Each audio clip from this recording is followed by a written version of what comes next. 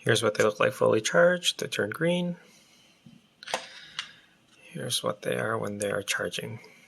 They're red. Okay, so when you're pairing, you hold this button. It goes into pairing mode.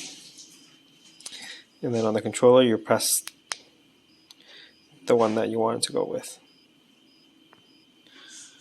And so now I have two paired, front and back.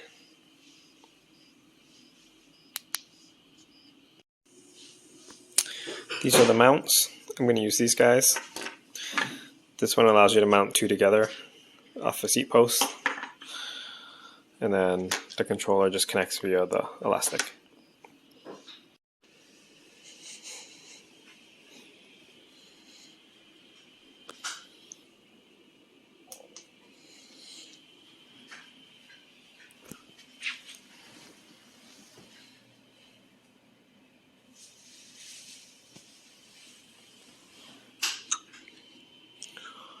Turn off, press it again.